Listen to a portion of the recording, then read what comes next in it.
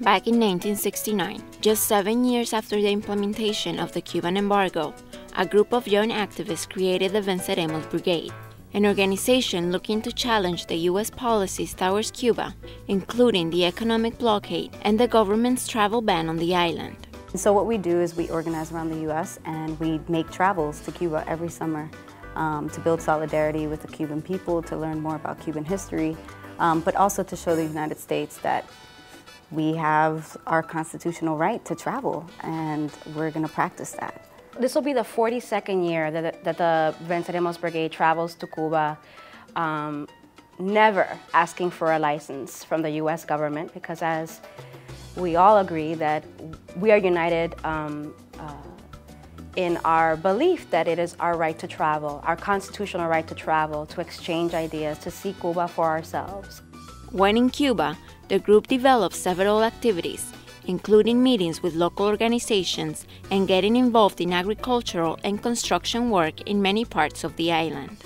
I've been building, and talking to youth is probably, for me, the most important, because I'm a teacher, and I think it's important to build that kind of solidarity. And so how is it to go to school here? Like, what do you guys learn? And they always have questions to ask me about what does it mean to be in the United States, because, you know, they hear all this talk, and so it's always a beautiful experience just to share and build and laugh and dance.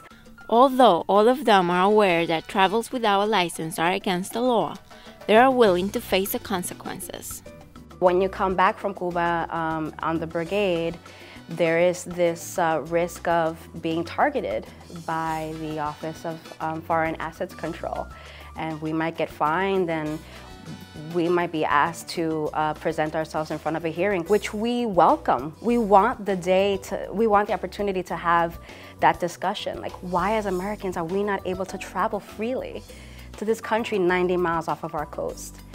The brigade celebrates the new implementations on traveling allowed by the Obama administration, but also considers that it's not enough. He's made some recent changes in the restrictions, and he says, okay, people can travel now with licenses. You know, I think Obama could do a lot more. I think it's perhaps a step in the right direction, but we want an end to the blockade.